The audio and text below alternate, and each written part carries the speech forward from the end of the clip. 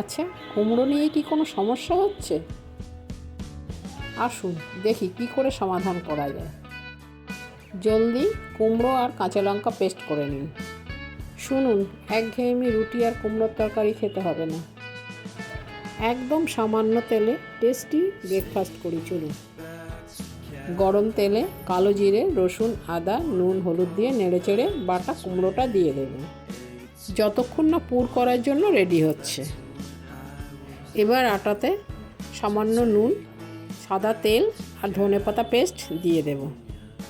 তারপরে আর কি মেখে লেচি করে নেব।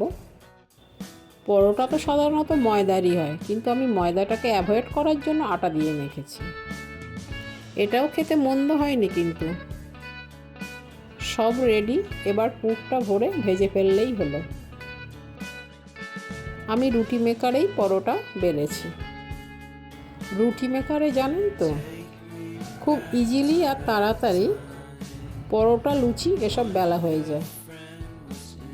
আচ্ছা, আপনারা কোনো দিন কুমড়োর পুর দিয়ে লুচি খেয়েছেন? খেয়ে থাকলে জানান কেমন লাগে। চলুন চটপট সামান্য তেলে পরোটাগুলো ভেজে ফেলি। একদম বেশি তেল দেবেন না কিন্তু। এবার গরম গরম খেয়ে কমেন্টে জানান কেমন লাগলো।